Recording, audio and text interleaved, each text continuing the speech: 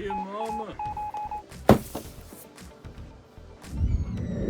Hey, welcome back guys to another video. Today we're doing the DC Multiverse Grifter. Admittedly a figure that I complained to Mcfarlane about, so I don't know if he listened to me or just the demographics. Grifter, of course, made famous by Jim Lee. This is his character, and after Wildstorm was absorbed by DC, Grifter appears in the Infinite Frontier. I think it was a Infinite Crisis. There you go. That's what it was. Just go ahead and spinning the box here. A nice little picture of the figure. It's a shame that we didn't get any Jim Lee art or anything like that. I don't know if you can let me know what's going on with the rumor mill there. I don't know if Jim Lee actually gets along with Mcfarlane, because he'd be shooing to do the Wildcats. You know, Wildcat's not admittedly a really good property. It's cool, I guess, but it was written really poorly. I remember reading it. Jim Lee is better artist than a writer. I'm sure he'll admit that to you. Although he did write a few comics, they were just, you know, kind of boring and not very in depth. He could have done so much more with his characters, but you know, Grifter, as simple as he is as cool as he is too. I mean, Jim Lee, admittedly, if you watch him do any of his tutorials, when he draws Grifter, the idea is a very highly skilled modern day cowboy, and that's what's the deal with the bandit mask. Also, I love the concept. Simple, to the point. It can be more complicated or simple as you want it to be. Yeah, before I keep talking, let's crack him open and see what he looks like. Okay, let's do it. Okay, here's Grifter out of the package.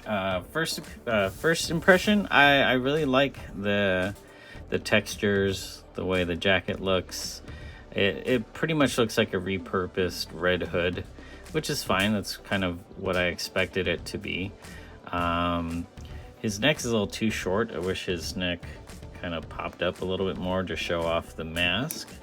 But otherwise, you know, Mcfarlane nails it with all the details, and you know, the little accents like the stitching on the leather jacket.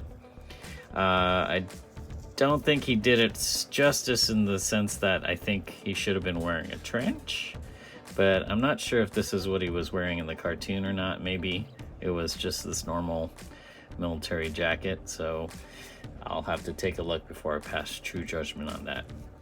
We are in the still in the no guns embargo, I guess. So it comes with these like snake eyes looking swords and a Rambo knife.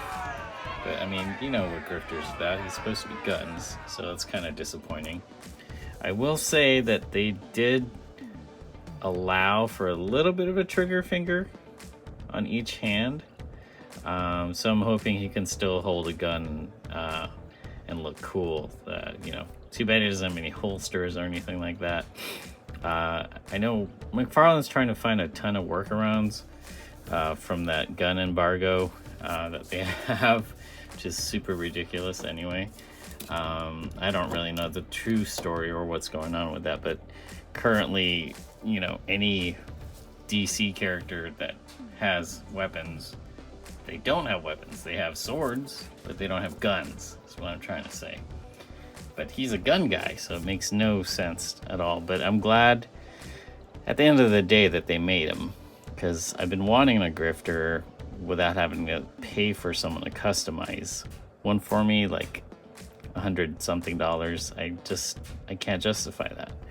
But I will say that you could probably put Thomas Wayne's guns in his hands, I bet you. Let's borrow a gun here, Thomas.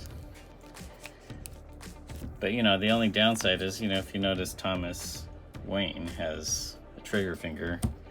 Grifter does not, which is a shame because he's a trigger man. So let's see if it fits.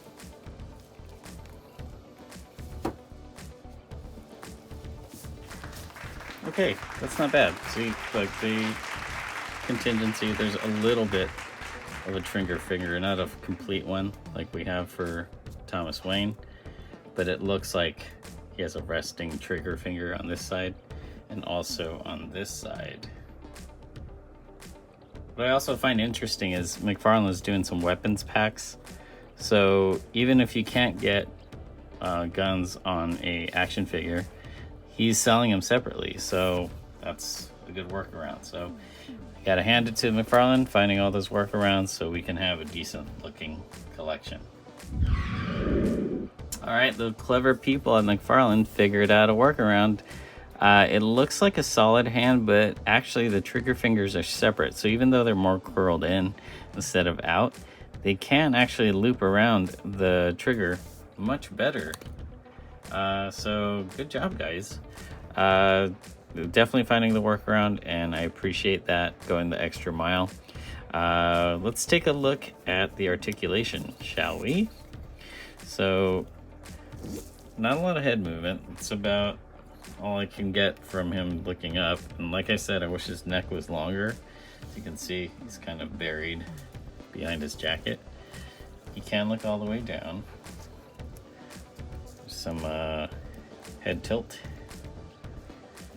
Let's see. Oh yeah, good range of motion. A little bit of a butterfly on the joints there. Boom. Bicep cut. Double jointed elbow. That. Oh, don't do that. Then you got a pivot and a swivel on the wrists. Got an ab crunch, reminiscent of the G.I. Joes. Let's see. Oh, I like this feature. If you look on there, it's not just a solid piece of plastic. It's like a rubbery plastic, so it sells the military pants a bit more, which is nice. I like that idea. He kicks back that far. There is a thigh cut. I see a thigh cut. Oh, maybe that's a fake thigh cut. Yeah, that's a fake thigh cut there. That's the pants illusion of a thigh cut. So most of the turning is from the hip itself. Double jointed knee. Some nice motion on the knee there. There's a boot cut, I believe. Is there?